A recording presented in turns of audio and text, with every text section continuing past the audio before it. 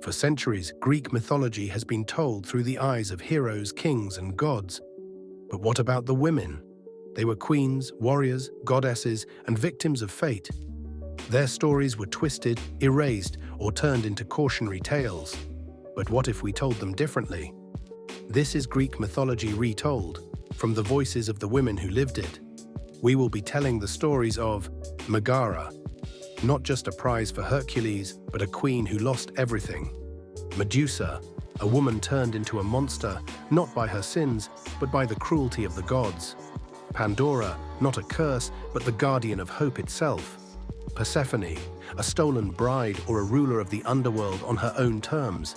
Helen of Troy, a face that launched 1,000 ships, but was she really to blame? Medea, a lover, a mother, and a woman scorned. Their voices have been buried in myth for too long, but today we set the record straight. Let's get started with the story of Pandora, the woman who saved hope. She wasn't a curse, but a survivor of the gods' cruelty. The truth about Pandora's infamous jar. You've heard the story before. Pandora, the foolish woman who opened a forbidden box and unleashed evil upon the world. The first woman, created by the gods, doomed to bring suffering to mankind. But have you ever wondered, what if that's not the whole truth? What if Pandora was not a curse, but a victim? What if her story was twisted, her name forever stained in a tale told by those who feared her? This is Pandora's side of the story. A retelling of the myth from her own perspective. Stay until the end to uncover the real meaning behind Pandora's infamous box. And the one thing the gods didn't want you to know. Before Pandora, there were only men. The gods, led by Zeus, ruled over them without question. But when Prometheus stole fire from Olympus and gave it to mankind, Zeus was enraged. He sought revenge, not just against Prometheus, but against all of humanity. So the gods crafted a punishment, a woman. Zeus ordered Hephaestus to sculpt her from clay, Aphrodite made her beautiful, Athena clothed her in wisdom, and Hermes gave her a clever mind, but also a deceitful heart. She was designed to be a weapon, her very existence a trick, a beautiful trap laid for mankind. And so, I was born. But tell me, can you truly blame me for being what they made me? They named me Pandora, meaning all-gifted. I was given to Epimetheus, Prometheus's unsuspecting brother, as a gift from Zeus. A bride meant to bring joy. And yet, with me they gave something else, a box. Or rather, a pithos, a great jar, sealed shut, entrusted to me with no explanation, no key, no warning. Just a single command. Do not open it. But why? What was inside? Why give a woman wisdom, curiosity, intelligence, only to demand obedience without reason? What the myths don't tell you is that I resisted. For days, for weeks I resisted. The jar haunted my thoughts, whispered to me in my dreams. But I was not foolish, I was careful. Until the day, I wasn't. They say I was reckless, that I let curiosity doom the world. But tell me, if you were given a locked door in your home and told never to open it, would you not wonder why? The day came when my hands trembled against the lid. I barely lifted it, but that was enough. A scream of wind, a roar like thunder, and then darkness. A shadowy mass burst forth, a storm of sickness, war, death, famine, pain, despair. The gods had not just cursed me, they had cursed the world. In the chaos, I fought to close the jar, to contain what had been unleashed. My heart pounded, my hands bled. But I did it. And when the storm quieted, something remained. A whisper, a glow at the bottom of the jar. One thing had not escaped, hope. The gods had filled this jar with every imaginable evil, but one thing they could not destroy was hope. And so, I understood then what they had done. This was never my curse, this was theirs. They wanted mankind to suffer, but they had left a flaw in their cruelty. And I was no curse. I was the one who preserved hope when all else was lost. The myths remember me as a foolish girl, the reason for human suffering. But they forget that I was made to be a punishment, yet I became something else. They don't tell you that Pandora did not destroy the world. The gods did. And they certainly don't tell you that Pandora saved hope. So tell me, was I truly a villain? Or was I something greater? Let us know your thoughts in the comments. If you love uncovering the untold stories of mythology, like this video and subscribe for more forgotten legends. Until next time, remember, history is written by those in power, but truth belongs to those who seek it. History remembers Hercules, the mighty hero, the slayer of beasts, the son of Zeus. But what of Megara, his wife? The woman who loved him, who suffered because of him. This is her story, told from her perspective. A tale of love, tragedy, and a woman lost in the shadows of a hero's legend. Stay until the end to uncover the truth behind Megara's fate. Was she really just a tragic footnote, or was she something more? Megara was no mere maiden. She was a princess of Thebes, daughter of King Creon. She was raised in a world of power and duty, where her life was not her own. When war came to Thebes, the city was on the brink of destruction, and then came Hercules. He saved the city, and as a reward, Megara was given to him. No choice, no say, a prize for a hero. To Hercules, she was a symbol of victory. To Thebes, she was a tool of diplomacy. And to herself, a woman caught in a life she never chose. Despite the circumstances, Megara grew to love Hercules. He was not just a warrior, he was kind, strong, and devoted. They had children together, built a home, and for a while, she thought she had found happiness. But the gods are cruel. Hera, ever vengeful, never forgave Hercules for being Zeus's illegitimate son. She struck him with madness, twisting his mind until he no longer saw family. He saw enemies. He saw her as a threat. And so, in a frenzy of divine wrath, Hercules killed their children. Imagine the horror, watching the man you love destroy everything you built together. Imagine the pain, not only losing your children, but knowing their deaths came from the hands of the man who once protected them. The myths tell of Hercules' grief, his guilt, and his quest for redemption. But what of Megara? Did she weep? Did she curse the gods? Or did she vanish, erased by history, her suffering overshadowed by the hero's tragedy? Some stories say she was cast aside, left broken while Hercules set off to cleanse his soul through the 12 labors. Others say she was given to his nephew Iolaus as a new wife, like a possession passed from one man to another, a woman, a pawn, a forgotten queen. But what if Megara's story didn't end in silence? What if she refused to be a victim of fate? Some versions of the myth suggest she left Thebes, choosing exile over a life under the shadow of Hercules. Others say she became a priestess, dedicating her life to the gods who had stolen everything from her. What if Megara was more than a tragic widow? What if she was a survivor? The myths remember Hercules' pain, but they forget Megara's strength. She was more than the woman behind the hero. She was a queen, a mother, and a life stolen by the gods' cruel games. Was she forgotten by history, or was she deliberately erased? Tell us, what do you believe happened to Megara? Should her story be remembered differently? Comment below with your thoughts. If you want more forgotten myths retold, like this video and subscribe for more tales from the shadows of history. Until next time, remember, even in the stories of gods and heroes, the voices of the forgotten still matter. What if everything you thought you knew about Persephone was wrong? They say Persephone was kidnapped, stolen away by Hades, a victim, powerless. But what if that's not the whole story? What if she chose the darkness? This is Persephone's side of the tale, the version the gods don't want you to hear. Persephone, daughter of Demeter, the goddess of spring. Her life, sunshine, flowers, and suffocating perfection. Everyone expected her to be the innocent maiden forever, but deep down, Persephone craved something more: adventure, freedom, a place where she wasn't just someone's daughter. Then Hades appeared, not with force, but with an offer. "Come see my world," he said, "see what lies beneath." And she went, not stolen, drawn. The underworld wasn't a prison, it was liberation. In the darkness, Persephone found power, no longer just the goddess of spring. She became queen, fierce, commanding, respected, something Olympus never let her be.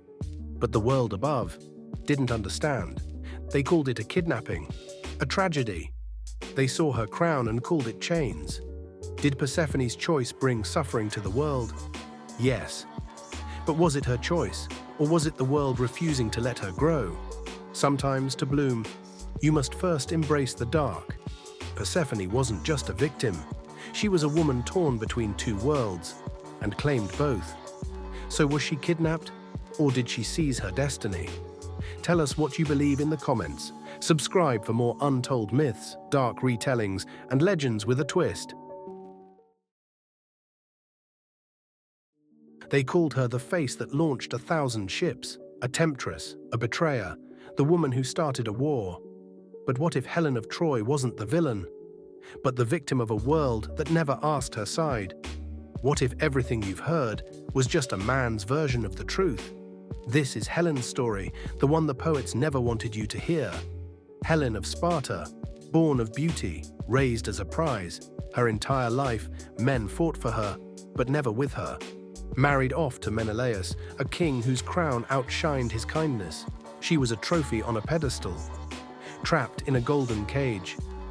Then came Paris, not just a prince of Troy, but a chance at something different. Choice, the or so she thought. Did she flee for love, or to escape a life that never felt like hers? History paints it as a grand romance, or a scandalous betrayal. But what if it was neither? What if Helen was simply tired of being everyone's pawn? The cost of her choice, 10 years of bloodshed, thousands dead. And through it all, Helen asked herself, was it worth it? Was it ever about me? Or was I just an excuse for war? They wrote songs about her face, tales of her betrayal, but never her pain, never her truth. Helen wasn't just a beauty or a prize. She was a woman caught in the storm of men's ambitions. So, was Helen a seductress, a victim, or something far more complex? Tell us what you think in the comments. Subscribe for more untold myths, dark retellings, and stories that challenge the legends. What if the villain was never a villain at all? For centuries, Medea has been called a monster, a witch, a murderer.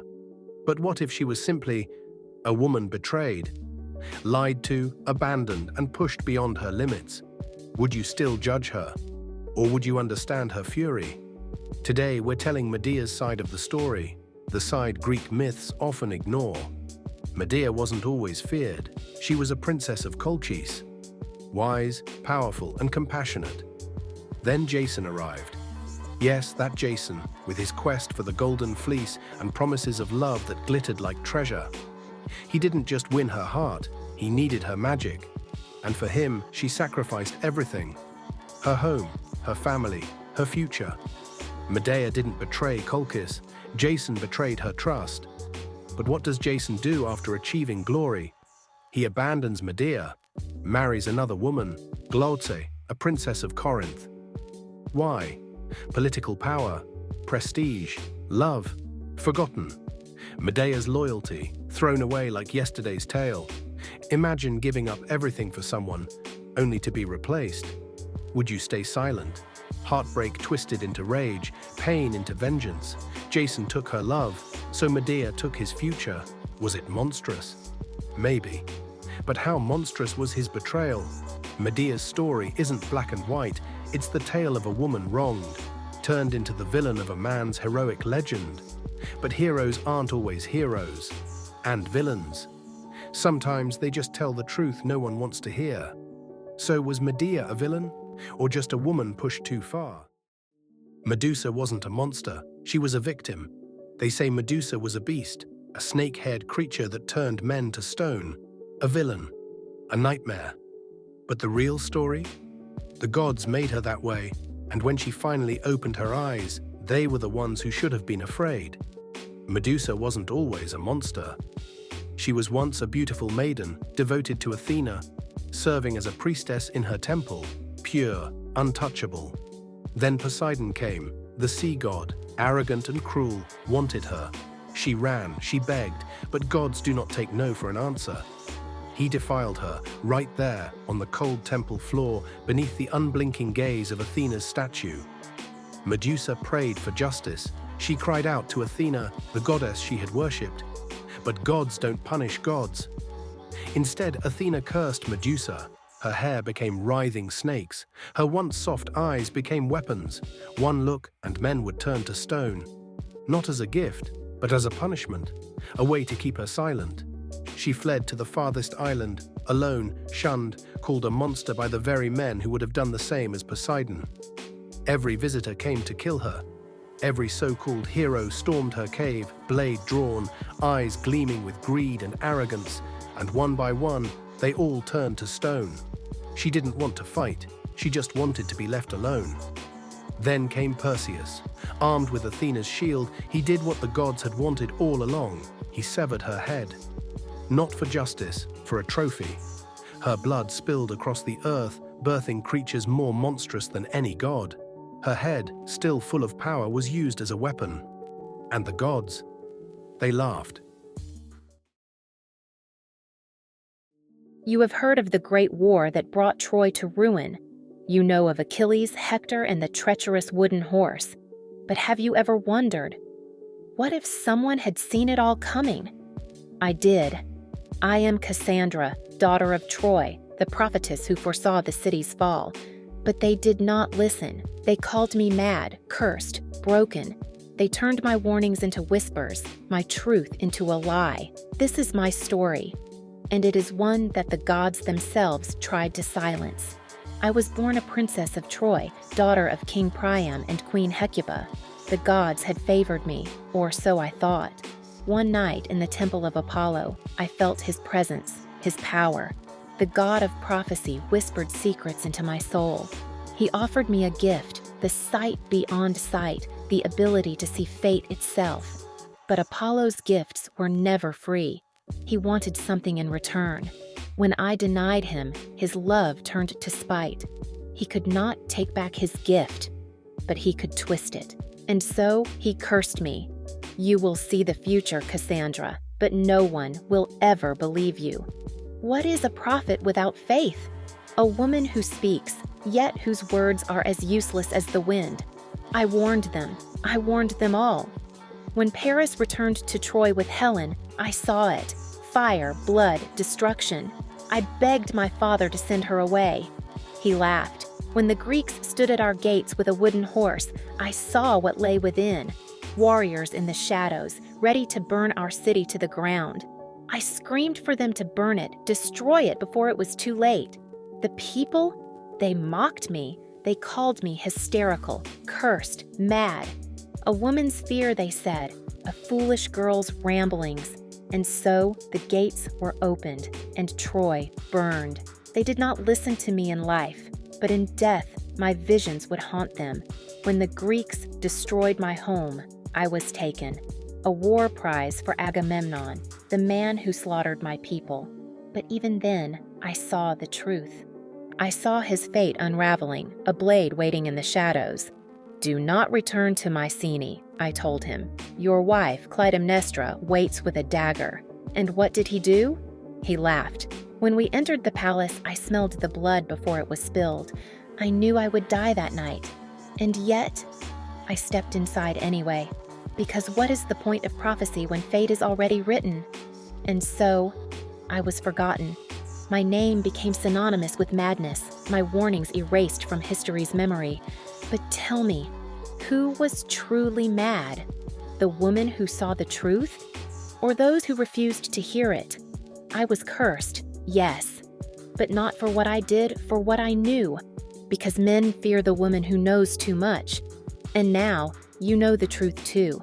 History remembers me as a cursed woman, a tragic seer, a voice unheard. But I was more than that. I was a warrior in my own right, a woman who dared to speak against the tide of fate. So tell me, was I truly mad? Or was I the only one who saw clearly? Let us know in the comments. If you believe the voices of forgotten women deserve to be heard, like this video and subscribe for more lost myths retold. Because sometimes, the truth is the most dangerous thing of all. We have walked in their footsteps.